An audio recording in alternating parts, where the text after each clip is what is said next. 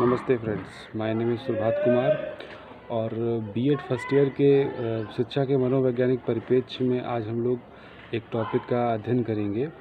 जो चैप्टर का नाम है हमारा कि व्यक्तित्व, प्रकृति एवं सिद्धांत।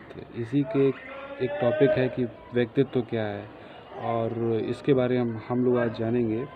तो व्यक्तित्व जो है प्राचीन समय से ही हमारे यहाँ अपने भारत देश में भी व्यक्तित्व को 3 आधारों पे कहा गया है कि कुछ लोग सात्विक प्रवृत्ति के होते हैं, कुछ लोग तामसिक होते हैं, कुछ लोग राजसिक होते हैं।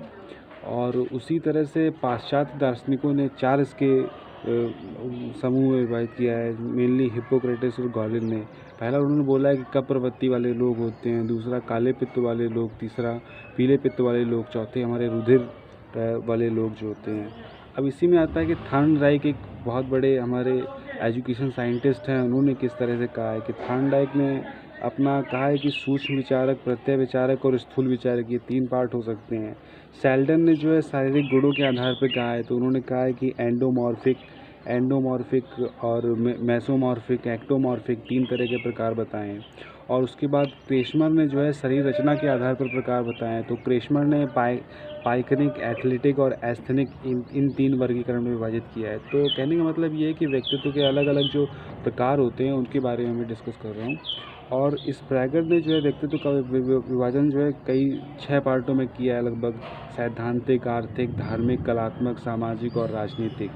अब जो है युंग ने जो है मेनली 3 पार्ट में डिवाइड किया है व्यक्तित्व को, कि अंतर्मुखी व्यक्तित्व, ऐसा व्यक्तित्व जो अपने में ही ज़्यादा रहता है, सेल्फ सेंट्रिक रहता है, अपने बारे में सोचता है, उसे सामाजिक चीज़ों में वो इतनी रुचि नहीं लेता है, उस तरह के लोग होते हैं। और बहिर्मुखी व्यक्तित्व वो लोग होते हैं जो समाज में रुचि लेते हैं। ज़्यादातर लोग ऐसे लोग समाज सेवी या नेता बनते हैं। और कुछ जो होते हैं उभयमुखी व्यक्तित्व के होते हैं। तो ज़्यादातर लोग जो होते हैं वो उभयमुखी व्यक्तित्व के ही होते हैं, क्योंकि कोई भी ऐसा नहीं होता है जिसमें जो पूर्णतः अंतर्मुखी हो या पूर्णतः बहिर्मुखी हो। वास्तव में दोनों ही मिश्रित गुणों का ही संयोग होता है। अब आता है कि व्यक्तित्व से है क्या। तो सबसे पहले व्यक्तित्व पे आते हैं। तो व्यक्तित्व एक जो शब्द है, इसके अर्थ के संबंध में अलग अलग एजुकेशन साइंटिस्ट जो हैं उनमें मत विभिन्नता है। कोई भी एकदम क्लियर नहीं कि एग्जैक्टली क्या है व्यक्तित्व। तो व्यक्तित्व जो है इसको अंग्रेजी में हम लोग पर्सनैलिटी बोलते हैं। पर्सनैलिटी का मतलब होता है जो परसोना शब्द से मिलकर बना होता है। परसोना का मतलब मुखौटा होता है, मुखौटा का मतलब बनावटी चीज़। हालांकि ये एक पक्षी है। अब एजुकेशन साइंटिस्ट ने अलग अलग क्वालिटीज़ के बेस पे जो है व्यक्तित्व को परिभाषित किया है, जिसमें मॉर्टन प्रिंस, वॉरेन, काज, सैका और मन, इन 4 तरह के साइंटिस्ट ने अपनी अपनी बातें कही हैं। और मॉर्टन प्रिंस कहते हैं कि व्यक्तित्व व्यक्ति की सभी जन्मजात तथा अर्जित प्रवृत्तियों, इच्छाओं और भावनाओं का संग्रह है। वॉरेन कहते हैं कि व्यक्तित्व व्यक्ति का समग्र मानसिक संगठन है, जो उसके विकास की किसी भी अवस्था के बारे में होता है। अब जो आते हैं व्यक्तित्व के कुछ गुण होते हैं, जैसे कि पहला है संवेगात्मक स्थिरता होती है, प्रसक्ति होती है, प्रभुत्व होता है, सत्यनिष्ठा होती है, चिंतनशीलता होती है, सामाजिकता होती है। और क्रो ने कहा है कि व्यक्तित्व का निर्माण न केवल वंश परंपरा से होता है, न केवल पर्यावरण से होता है, वास्तव में वह जैविक दाय और सामाजिक धरोहर के एकीकरण की उपज होती है।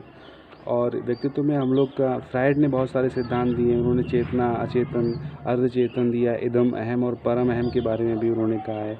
और फ्रायड के सिद्धांत के अलग अलग कुछ पार्ट इस तरह से हैं: लिबिडो, सहसुख, कामुकता, आडिपस ग्रंथि, स्वमोह, मूल प्रवृत्तियाँ, इस तरह की चीज़ों को उन्होंने बताया है। फ्रायड द्वारा बताई गई रक्षा युक्तियाँ जो है मार्गांतरीकरण, प्रतिक्रिया निर्माण, रूपांतरीकरण, दिवास्वप्न, पलायन, अस्वीकृत, नकारात्मकता, दमन, शमन, प्रतिगमन, पदात्मीकरण, युक्तिकरण, प्रक्षेपण, क्षतिपूर्ति आदि है। और विश्लेषणात्मक जो सिद्धांत है यूंग का, उसमें वो कहते हैं काम वासना, प्रतीक और सामूहिक अचेतन के बारे में बात करते हैं। और इसी में प्रक्षेपण विधि और रोशा का स्याही धब्बा परीक्षण जो है, और उसमें 4 तरह की विधियाँ हैं: रोशा मर्सी बिंदु का परीक्षण, प्रसंगात्मक बोध परीक्षण, बालकों का बोध परीक्षण, वाक्य पूर्ति परीक्षण। इस तरह से प्रसंगात्मक बोध परीक्षण क्या है, अंतर्मुखी क्या है, व्यक्तित्व क्या है। और शरीर रचना के आधार पर व्यक्तित्व जो है वो 3 तरह में है, जैसे इंडोमॉर्फिक, मेसोमॉर्फिक और एक्टोमॉर्फिक, 3 तरह से। तो व्यक्तित्व के बारे में हम लोग पूरा डिस्कस किए हैं आज। और ये एग्ज़ाम में पूछा जाता है, इससे एक लॉन्ग और एक शॉर्ट की संभावना बनी रहती है। तो मिलते हैं आगे टॉपिक लेकर के अगले वीडियो में। तब तक के लिए नमस्ते।